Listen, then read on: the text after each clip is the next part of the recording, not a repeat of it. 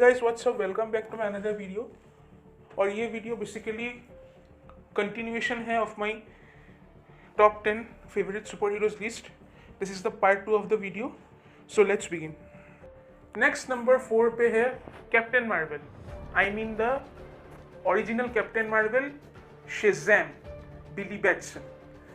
बिली Batson के क्या ही कहने, मैं शेज़ैम का फैन बचपन से रहा हूँ and from the comics, specially Shazam the new beginning. ये स्टोरी आर्क शेज़ैम का सबसे one of the best story arc में से एक है। और जो शेज़ैम का मूवी बना है वो लार्जली इसी स्टोरी लाइन के प्लॉट से ही बना है। Also Shazam power of hope, Shazam Superman, first thunder. ये कॉमिक इसलिए सबसे स्पेशल है क्योंकि जो इसमें शेज़ैम और सुपरमैन का बॉन्डिंग दिखाता है ना, ये बहुत और कम ही स्टोरी लाइन में ऐसे देखने को मिला है। Also Shazam the world's mightiest mortal. ये सारे स्टोरी लाइन्स शेज़ैम के मतलब वन ऑफ द मोस्ट मतलब आइकॉनिक स्टोरी लाइन्स में से एक है। और ये किसी भी डीसी फैन या शेज़ैम फैन को तो मिस करना ही नहीं चाहिए। मतलब इतने ऑसम स्टोरी लाइन्स शेज़ैम के। और भी शेज़ैम के काफ़ी सारे हैं with the Justice League and specially the Kingdom Come story line, ये मेरा one of the personal favourites है। Also Justice League the world's greatest heroes.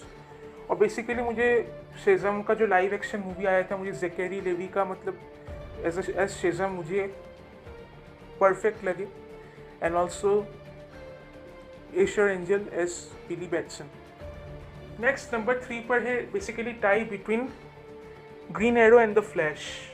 Green Arrow तो मुझे कॉमिक से ही मुझे काफ़ी पसंद है, like specially the Batman, the brave and the Bold, और Green Arrow, longbow and hunters. And also Green Arrow का जो टीवी शो है वो भी मुझे काफ़ी ऑसम है, जो स्टीफन एमेल ने जो एक्टिंग किया है। Basically he portrayed Green Arrow as the Green Batman, basically one of the masterpiece shows ever on Green Arrow। and मैं हाईली एंटिसिपेट कर रहा हूँ कि ग्रीन एरो हमें जल्द से जल्द लाइव एक्शन मूवी में हमें देखने को मिले। And specially I would love to see him in Justice League team.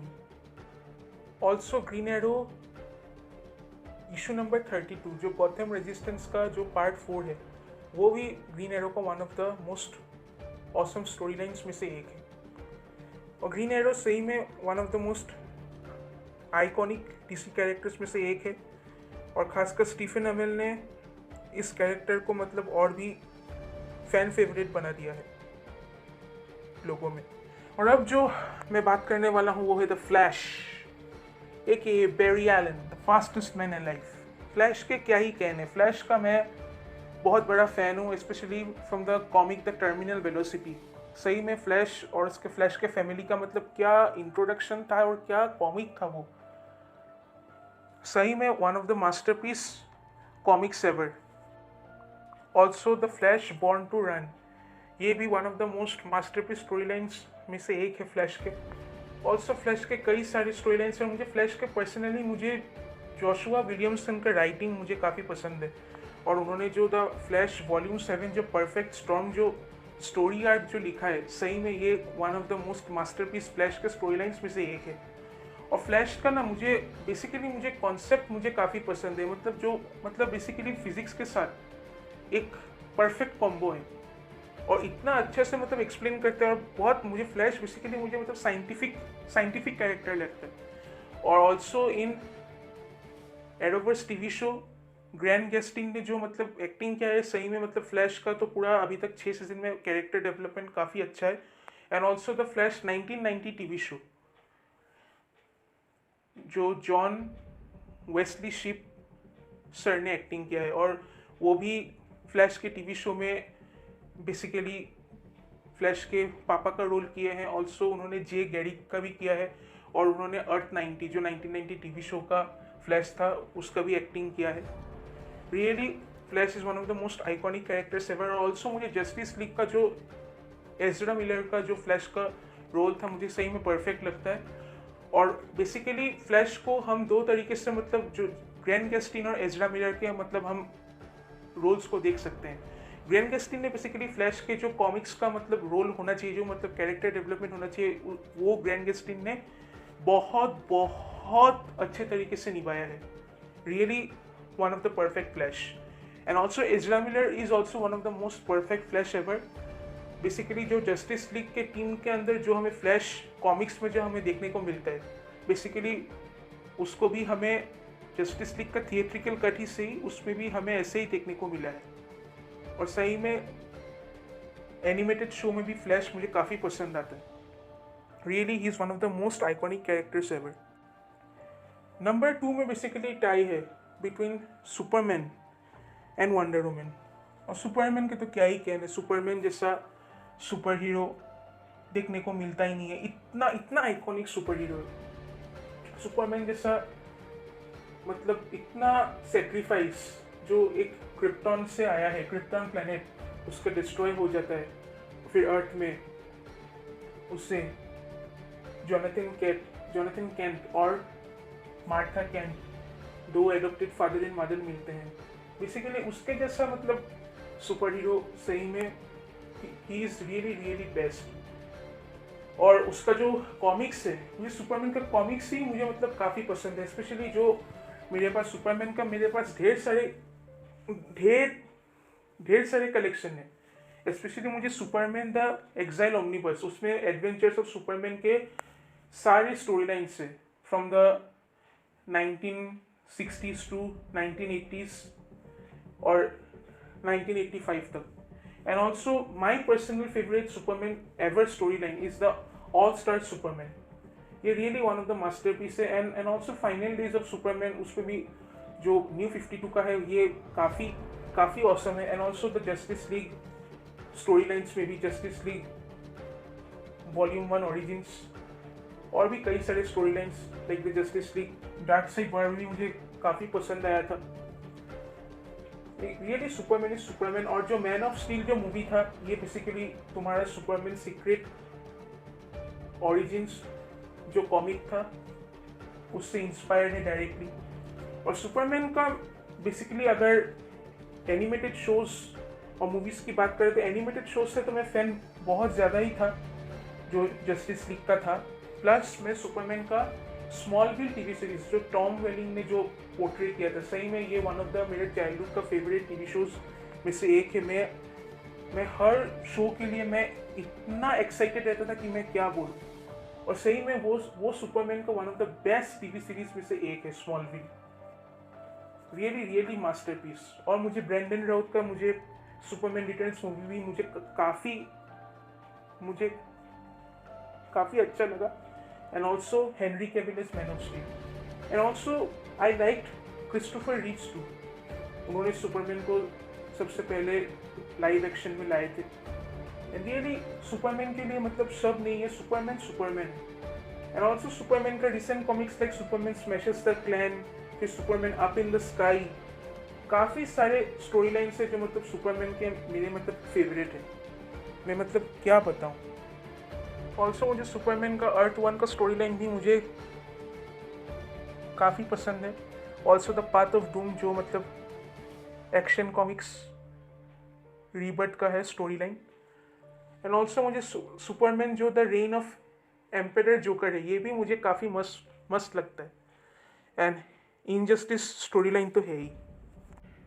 और वंडर वुमन का बेसिकली मैं फ़ैन बना था from the comics like the Batman the brave and the bold, फिर जस्टिस लीग ऑफ अमेरिका जो silver age time की जो थी कॉमिक, फिर वंडर वुमन ब्लड जो न्यू 52 का है कॉमिक। ये सही में one of the Wonder Woman की सबसे डार्क एंड सबसे one of the best story lines ever in the new 52। और मुझे वंडर वुमन की अर्थ 1 कॉमिक मुझे काफ़ी पसंद आई। प्लस वंडर वुमन का एक ग्राफिक नॉवेल जो पैराडाइज आइलैंड, ये मुझे सही में one of the best comics लगा ऑफ वंडर वुमन। और गैल गैडोट ने जो एक्टिंग की है, सही में वंडर वुमन का मतलब फैंस बहुत ज़्यादा इंक्रीज हुए हैं and really wonder woman is one of the most strongest and also one of the most fan favorite female superheroes ever. और जो मेरे लिस्ट में नंबर 1 सुपर हीरो है basically Batman the legend and also Batman के साथ Robins. Batman यार मेरे according यार कॉमिक बुक से भी ऊपर का कैरेक्टर है. ऐसा कैरेक्टर जितने भी कॉमिक्स में जितने भी माइथोलॉजी से लाके कैरेक्टर डाले कॉमिक्स में या फिर खुद से क्रिएट करे, लेकिन यार बैटमैन का लेवल का मैच करना इट्स इम्पॉसिबल. एक ऐसा आदमी जो मतलब हम जैसे आम आदमी के अंदर जो उम्मीद जो होप ला सके और जो अच्छाई जो उसके साथ इतना बुरा हुआ बचपन में, उस बुराई के बाद भी वो खुद को स्टेबलाइज करके फिर भी अच्छाई पर भरोसा रखने वाला और गॉथम सिटी को इन क्रिमिनल से प्रोटेक्ट करने वाला और कौन मिलेगा. एंड ऑल्सो ही इज़ उसके जैसा फादर कहाँ मिलेगा जिसने जान की बाजी लगा के अपना बेटा डेमियन वेन रॉबिन को मौत से जिंदा लाया फ्रॉम एपोकेलिप्स डार्क साइड से 1-1 फाइट करके उससे हरा के इन हिज हेलबेट सूट. ऐसा कौन कर सकता है. और हेलबेट सूट बैटमैन का पूरा मेटाबॉलिज्म को खींच लेता है. और भी कई सारे स्टोरी लाइन्स है like the Batman no man's land, फिर आपका Batman eternal, Batman the killing joke, कई सारे मतलब इन्यूमरेबल कॉमिक्स है. बेसिकली कॉमिक्स से भी बैटमैन कॉमिक्स से भी बढ़कर है. So Batman is Batman. तो अब मैं डिस्कस करता हूँ रॉबिन्स के बारे में. बेसिकली मुझे सभी रॉबिन्स पसंद है like Jason Todd, Dick Grayson, फिर Damian Wayne, Tim Drake. Also मुझे स्टेफेनी ब्राउन भी मुझे काफ़ी पसंद थी एस रॉबिन और उसकी बेसिकली मौत बैटमैन इशू 633 में हुई थी. तो मैं हाईली रिकमेंड करूँगा कि वो कॉमिक आप लोग जाके पढ़े. और बेसिकली वो एज ए रॉबिन मतलब काफ़ी अंडररेटेड थी. अभी वो बेसिकली हमें बैड गर्ल का ऑल्टर ईगो में नज़र आती है. और मेरा जो सबसे पर्सनल फेवरेट रॉबिन है बेसिकली डिक ग्रेसन.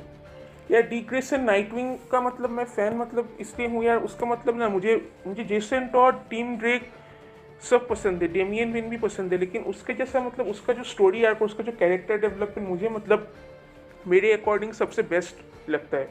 और वो सबसे फर्स्ट रॉबिन भी था.